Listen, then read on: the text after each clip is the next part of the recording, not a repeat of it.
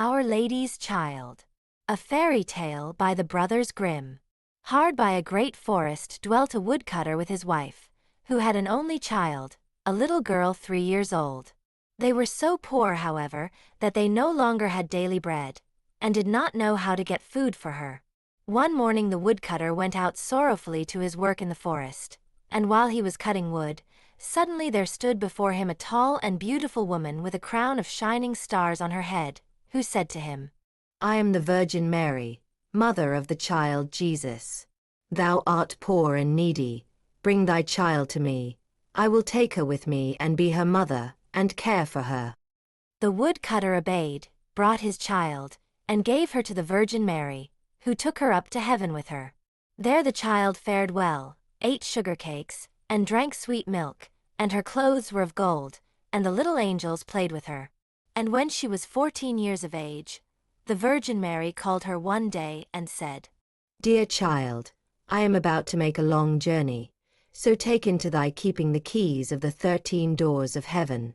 12 of these thou mayest open, and behold the glory which is within them, but the 13th, to which this little key belongs, is forbidden thee. Beware of opening it, or thou wilt bring misery on thyself. The girl promised to be obedient, and when the Virgin Mary was gone, she began to examine the dwellings of the kingdom of heaven. Each day she opened one of them, until she had made the round of the 12. In each of them sat one of the apostles in the midst of a great light, and she rejoiced in all the magnificence and splendor, and the little angels who always accompanied her rejoiced with her. Then the forbidden door alone remained, and she felt a great desire to know what could be hidden behind it, and said to the angels, I will not quite open it, and I will not go inside it, but I will unlock it so that we can just see a little through the opening. Oh no, said the little angels. that would be a sin. The Virgin Mary has forbidden it, and it might easily cause thy unhappiness. Then she was silent, but the desire in her heart was not stilled, but gnawed there and tormented her, and let her have no rest. And once when the angels had all gone out, she thought, Now I am quite alone, and I could peep in.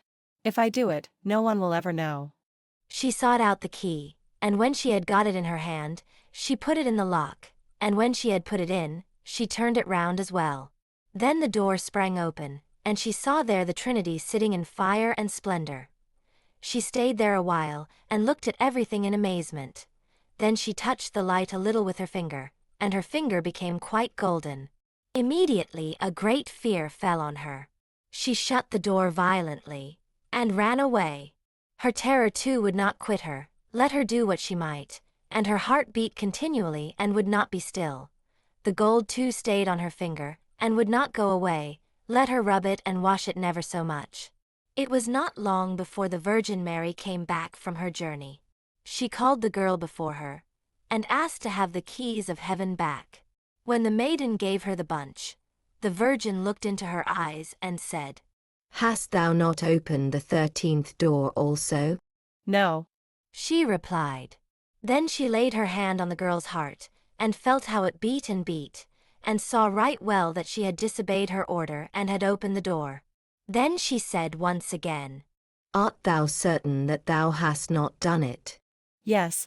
said the girl for the second time. Then she perceived the finger which had become golden from touching the fire of heaven, and saw well that the child had sinned, and said for the third time, Hast thou not done it? No. said the girl for the third time. Then said the Virgin Mary, Thou hast not obeyed me, and besides that thou hast lied, thou art no longer worthy to be in heaven. Then the girl fell into a deep sleep, and when she awoke she lay on the earth below, and in the midst of a wilderness. She wanted to cry out, but she could bring forth no sound.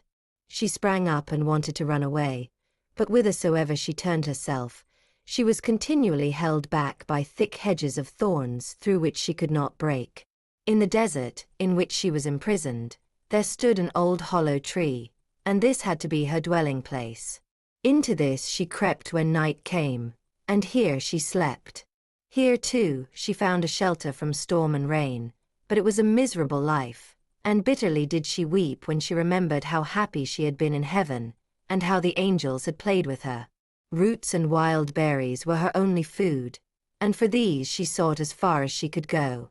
In the autumn she picked up the fallen nuts and leaves, and carried them into the hole. The nuts were her food in winter, and when snow and ice came, she crept amongst the leaves like a poor little animal that she might not freeze. Before long her clothes were all torn, and one bit of them after another fell off her. As soon, however, as the sun shone warm again, she went out and sat in front of the tree, and her long hair covered her on all sides like a mantle. Thus she sat year after year, and felt the pain and the misery of the world. One day, when the trees were once more clothed in fresh green, the king of the country was hunting in the forest, and followed a roe, and as it had fled into the thicket which shut in this part of the forest, he got off his horse, tore the bushes asunder, and cut himself a path with his sword. When he had at last forced his way through, he saw a wonderfully beautiful maiden sitting under the tree, and she sat there and was entirely covered with her golden hair down to her very feet. He stood still and looked at her full of surprise. Then he spoke to her and said, "Who art thou? Why art thou sitting here in the wilderness?" But she gave no answer, for she could not open her mouth. The king continued, "Wilt thou go with me to my castle?" Then she just nodded her head a little. The king took her in his arms, carried her to his horse, and rode home with her, and when he reached the royal castle he caused her to be dressed in beautiful garments, and gave her all things in abundance. Although she could not speak, she was still so beautiful and charming that he began to love her with all his heart, and it was not long before he married her. After a year or so had passed, the queen brought a son into the world. Thereupon the Virgin Mary appeared to her in the night when she lay in her bed alone, and said, If thou wilt tell the truth and confess that thou didst unlock the forbidden door, I will open thy mouth and give thee back thy speech. But if thou perseverest in thy sin, and deniest obstinately, I will take thy newborn child away with me. Then the queen was permitted to answer, but she remained hard and said, No, I did not open the forbidden door. And the Virgin Mary took the newborn child from her arms, and vanished with it. Next morning, when the child was not to be found, it was whispered among the people that the queen was a man-eater, and had killed her own child. She heard all this and could say nothing to the contrary, but the king would not believe it, for he loved her so much. When a year had gone by, the queen again bore a son, and in the night the Virgin Mary again came to her, and said, If thou wilt confess that thou openest the forbidden door, I will give thee thy child back and untie thy tongue. But if you continuest in sin and deniest it, I will take away with me this new child also. Then the queen again said, No, I did not open the forbidden door. And the Virgin took the child out of her arms, and away with her to heaven. Next morning, when this child also had disappeared, the people declared quite loudly that the queen had devoured it, and the king's counselors demanded that she should be brought to justice. The king, however, loved her so dearly that he would not believe it, and commanded the counselors under pain of death not to say any more about it. The following year the queen gave birth to a beautiful little daughter, and for the third time the Virgin Mary appeared to her in the night and said, Follow me. She took the queen by the hand and led her to heaven, and showed her there her two eldest children, who smiled at her, and were playing with the ball of the world. When the queen rejoiced thereat, the Virgin Mary said, Is thy heart not yet softened? If thou wilt own that thou openest the forbidden door, I will give thee back thy two little sons. But for the third time the queen answered, No, I did not open the forbidden door. Then the Virgin let her sink down to earth once more, and took from her likewise her third child. Next morning, when the loss was reported abroad, all the people cried loudly, The queen is a man-eater. She must be judged. and the king was no longer able to restrain his counselors.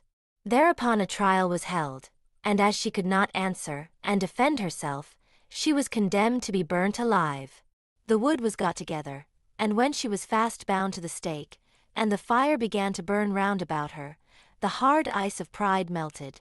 Her heart was moved by repentance, and she thought, If I could but confess before my death that I opened the door.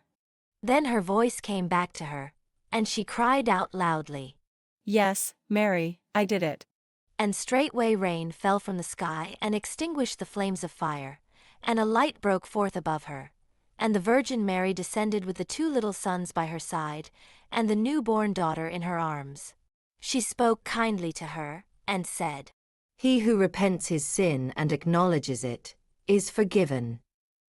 Then she gave her the 3 children, untied her tongue, and granted her happiness for her whole life. So this is the end.